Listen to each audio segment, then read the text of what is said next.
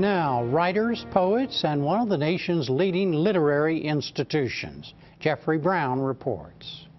All the little birds fluttered through our block, cocoa buttered up in their poom-poom shorts. A portrait of the artist as a young writer, 23-year-old Marcus Burke, a first-year student at the Iowa Writers Workshop, where his short story In Progress is about street life where he grew up near Boston.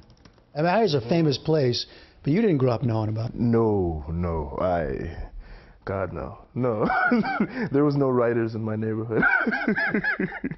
But now Burke has turned from basketball, he was a high school star and played in college, to a different kind of bruising sport, writing and presenting his work in class to peers and teachers at the country's oldest and most renowned graduate writing program.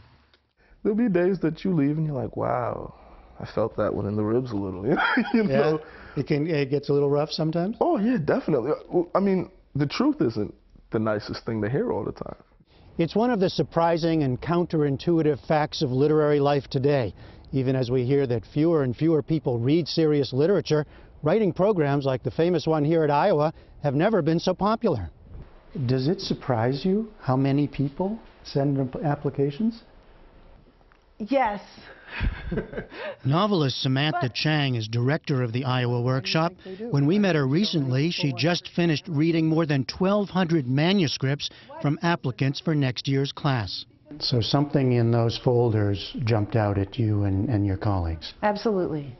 This bin held the work of the lucky 26 who were accepted to the 2-year master's program. Something just jumps off the page. Yeah. And you think, oh my God, I'm in another world. I've been transported. The Iowa Workshop has been attracting would-be writers for 75 years, first in a small Quonset hut on the campus of the University of Iowa, then moving into much larger quarters. It's a fantastic poem. The program has 2 departments, one for fiction, the other poetry, with a core faculty joined each semester by visiting writers. And it's been home to a roll call of literary lights. Graduates such as Flannery O'Connor, Wallace Stegner, John Irving, Rita Dove, and last year's Pulitzer winner for fiction, Paul Harding. Teachers including John Cheever, Robert Frost, Robert Penn Warren, and currently Pulitzer-winning novelist Marilynne Robinson.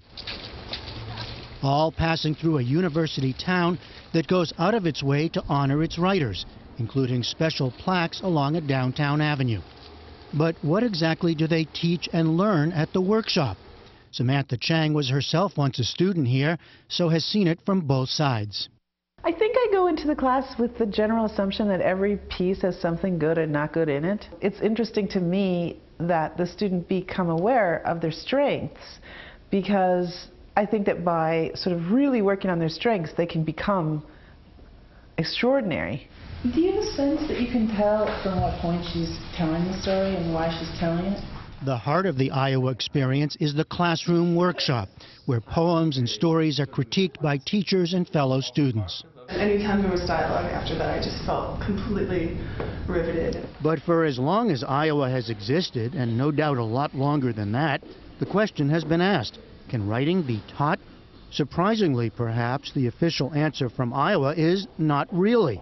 Its website makes clear the conviction that writing cannot be taught, but that writers can be encouraged.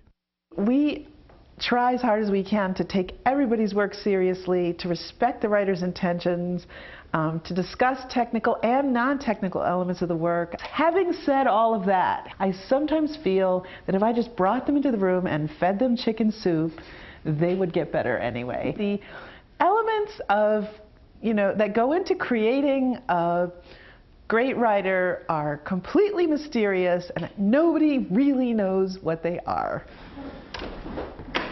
Of course, one way to learn is through careful reading. Mark Levine, also an Iowa alum, teaches a poetry workshop as well as seminars on past masters. Here, the Odes of Keats. My heart aches, and a drowsy numbness pains my sense. Levine says he works on technical aspects of writing, but there's a lot more. Things like courage, confidence, and honesty. One of the acts of faith in the exchange between the student and the teacher and the other members of the class is to be honest, and the honesty is hard. I mean, it's a much more emotionally fraught setting, I think, than other classrooms. Whatever one thinks about the ability to teach writing, it's indisputable that what began in Iowa has exploded. 35 years ago, there were just 79 writing programs around the country. Today, there are more than 800. And that's brought new questions. What happens to all those graduates? And what's the impact on American fiction and poetry? The danger is that there is a kind of a uniformity in the work, or that work is written for critical approval and so tailors itself to whatever the prevailing critical interests or trends are. It's a thing that you have to patrol that you'd want to patrol yourself for in a creative writing classroom. But that's the surprise of the story. Allen Gurganus, the acclaimed author of The Oldest Living Confederate Widow Tells All and other works of fiction, is an alumnus of the Iowa program and comes back to read and give master classes often. So what's different from when you were here? I think they're healthier than we were. Healthier? Yeah. Physically? Mind? It used to be all the above. They go to gyms, they swim. They don't drink as much. The parties end at 11:30 so they can go home and write the next morning. Which was not how it was for you? Oh, no. Gurganus has certainly heard the critiques of writing programs, but says that for the students it comes down to something simple. They get time and readership. Time in that 2 years are free and clear to do the work, and to put the work not at the back of their life, but at the absolute center of their life. And after those 2 years, armed with an MFA degree, who knows? Gurganus himself didn't publish his first novel until age 42. What's the rush? You know more as you get older, you develop more, your heart is broken many, many times, and that's essential to getting your driver's license as a writer. And boy, can we drive.